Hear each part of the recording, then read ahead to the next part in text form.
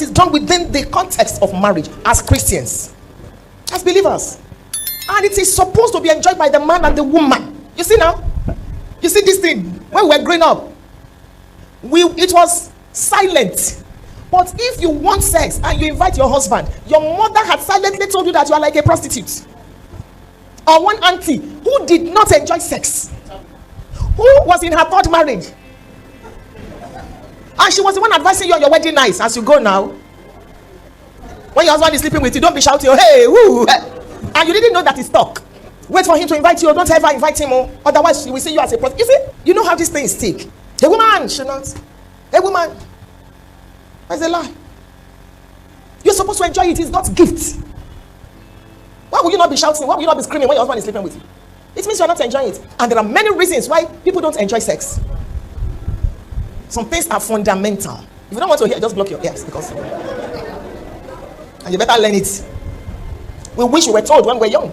When your wife's needs are not met emotionally, she cannot respond very well when you're sleeping with her. The woman that your junior brother insulted, and you were there, you didn't say nothing. The woman that one sister in church disobeyed as your wife, you now want to sleep with her. When you want to sleep with a woman at 9 p.m., you start preparing her at 6 a.m. That's how it works. A woman needs 13, 1, 2, 3, 4, 5, 13, 1, 3 meaningful touches per day. It's not that they said we should touch you 1, 2, 3, 4, 5. You squeeze her hand, you tickle her, you know. I think some of them are rehearsing there. You don't shut her down and expect her. A woman needs, thank you, foreplay and afterplay. Thank you. Foreplay and afterplay. It's not that after you have charged, the next thing is thank you. Are there husbands and wives that are sitting together now?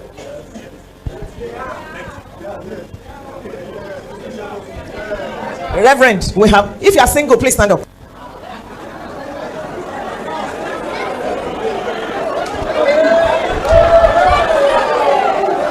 Sit down. When next I come, we will have married separate. So Reverend, let's not talk about sex because I'm going to be too graphic. These children.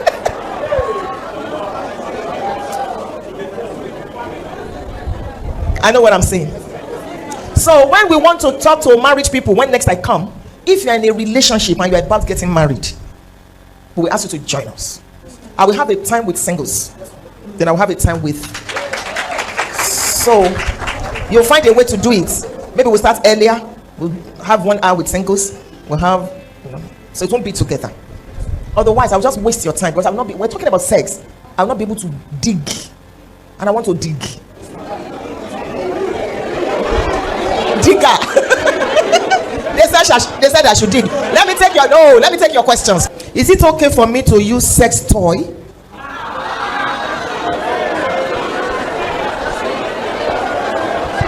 Thank you. Are you answering? Is it okay for me to masturbate in order to satisfy myself when my husband or my wife is not around? Traveled for long. They copa me, mama answer. Okay. There's what you call order. O-R-D-E-R. Order. It's one of the greatest principles that govern the earth. That is why the sun does not shine at 2 a.m. Order. Nature teaches decency. God did not create the penis for the mouth. I know I have gone into something else. In 1 Corinthians, Paul will be talking and then he will say, this is by the Spirit of God. He will say, this is me. This is me as a person. Whatever a couple does, and that's a correct grammar, a couple is singular. Whatever a couple does in their bedroom is their business. I don't interfere. If they think it's oral sex, it's their business. But I'm speaking as a marriage counselor. And I'm a law student. And sometimes in class, the lecturer will say, you're talking about morals. We're talking about law. There's a difference. So I'm speaking as a Yoruba girl. I'm speaking as a marriage counselor. I'm speaking from decency. And I'm speaking from my faith, my personal faith. Sex toy. So, oral sex toy, masturbation. These are perversions instituted by the devil to discredit sex in marriage. And the fact that something is popular does not make it right. The fact that a bishop is doing it, he's not God now, does not make it right. I understand you that you are used to sex and your husband has traveled for a long time. Is it possible for you to find a way to travel with him once in a while? Because maybe you're still young and you need sex. Is it possible for your husband to please find a way to show up, even if he has to quickly travel back? Because problem is brewing. If you're not careful, you're going to go into adultery. If you're not careful, your husband is going to go into adultery. You need to find a way to work it out. Oral sex or masturbation is not the solution.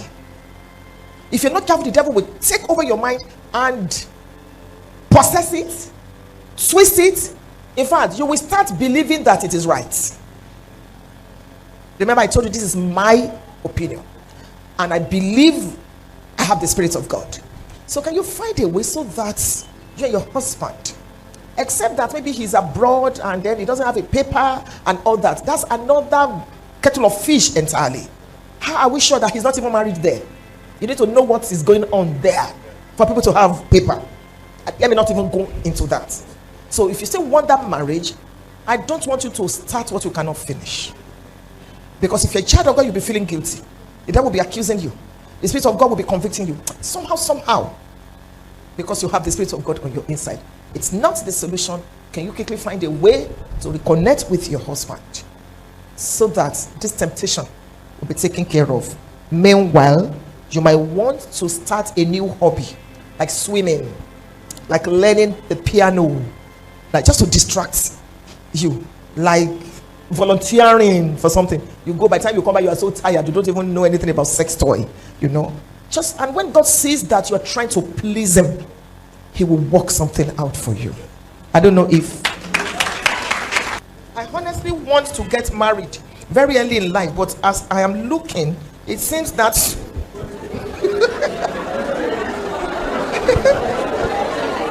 it seems that won't be possible. The knowledge, money, and capacity I don't have. I just crushed that now. Remember, maybe you wrote this before I started that teaching. You have it. How do I go about that? Also, can you explain how to find the perfect woman?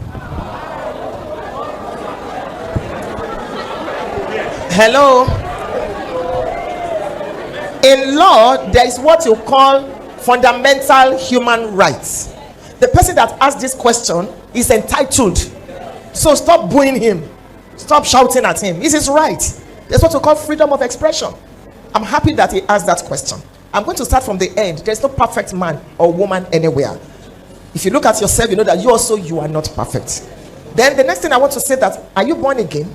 If you're a child of God, how does God speak to you? When you wanted to give 200 naira to that person or in church, did God tell you to increase it?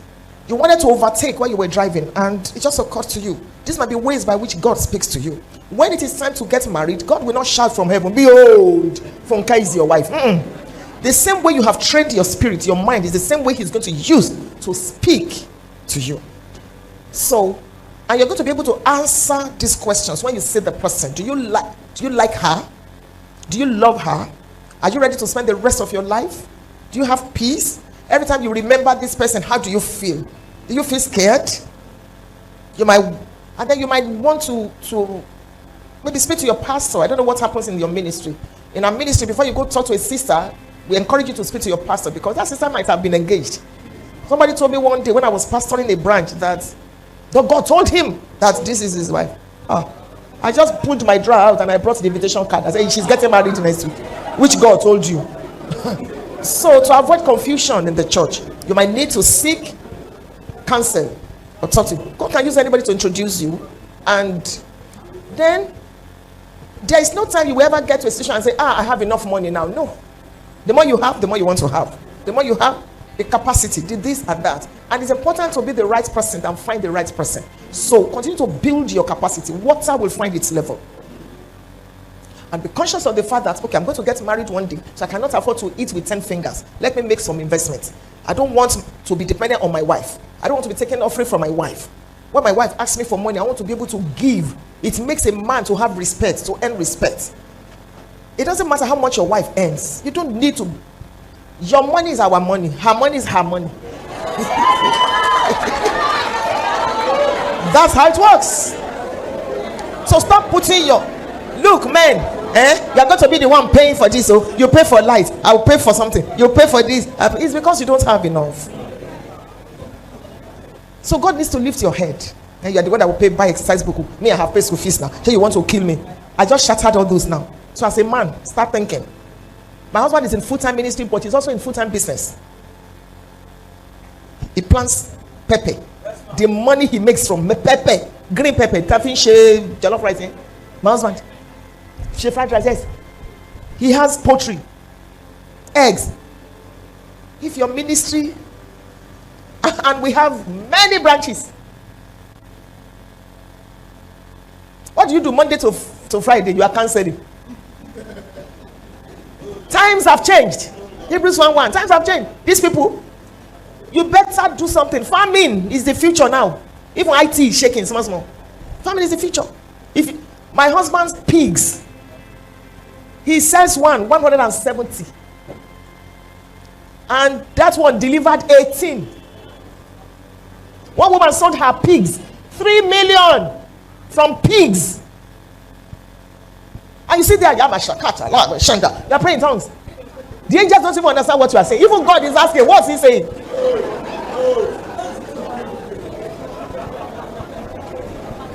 70% of the people in your church, you are still the one giving them taxi. You pay their school fees. Do something.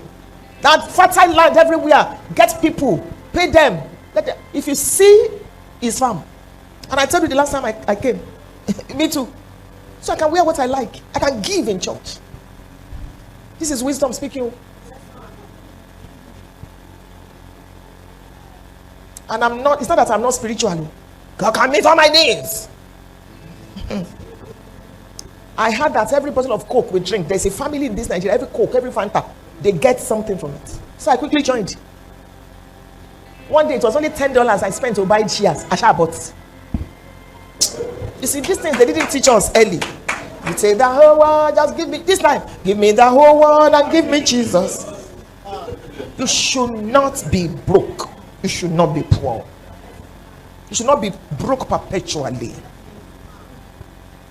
If your church is building, whether you are whatever, your own should be. There. I know what I'm talking about. So you have the capacity. It may not look like it, but we don't work by sight. Mama, for your worth of wisdom. For a pastor whose wife is not impacting his ministry and doesn't care if his ministry of over a decade wrecks due to her nonchalant and overbearing attitude, which is obvious to all church members. Yes, she's threatening to leave the house and end the marriage. What advice do we give that kind of a pastor? Who cares about what you have to say? Definitely, there's a fundamental problem in that marriage. That woman had been going to church before. She now stops. Something is going on. Maybe pastor is not paying attention to her. The woman is screaming and shouting. The man is not hearing.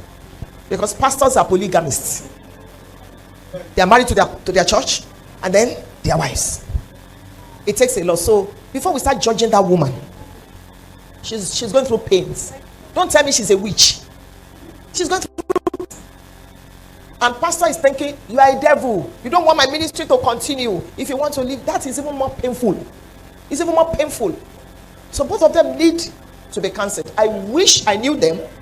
My husband and I would be more than willing to help them. Because we will listen to that woman. That woman is loaded. Until you live with some people, you don't know. Forget about preaching. Anybody can preach. That woman has stories. I'm not saying she's perfect. I'm not saying she's an angel, but we need to listen to her. Otherwise, this marriage is going to end the rate at which it is going. And I'm not prophesying evil, but we've seen enough to know that. I want clarification and advice. I'm 26 years now, and my hobby to be is 28 years. And as at now, he's requesting for marriage latest next year. And I'm not agreeing with it because I want to put in for my degree program. And boys on the older now, I can't read. But he's insisting that after marriage I can go to school. What should I do? There are two questions here. You are 26, is 28. Now listen. In psychology, if a woman is 26, she's actually 28. In psychology. If a man is 28, he's 28. A woman is as I'm 60 now, I'm actually 62. A woman's level of maturity is different from her chronological age. Even the way our brains, I did a course in brain development. Even the way our brains develop. If you are looking at the chronological, he's 26 and 28. I know couples that, and I said couples, so it's not just one. The woman is 4 years older. They have a set of twins. Those twins, they are grown now. Are you sure you'll be able to submit to him? When I talk about submission, I'm not talking about subjugation. When the man is sleeping with you, I hope you'll not be thinking, hey, is he not my junior brother? That is. Are you mature enough to handle? Because there will be some psychological things. Oh, if you know that you will not be able to, thank you, sir. If you know that you will not be able to, please hold on.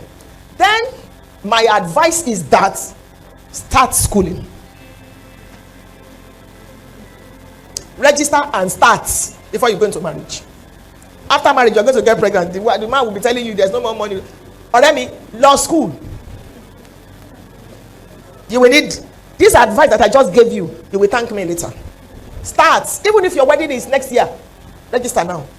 Be in part 1. Get married. If you want to marry him. If the man is insisting that you should not go to school, I query his love for you. I really query it. That may be a sign. But if it's okay that you can go to school now, register. That's my counsel.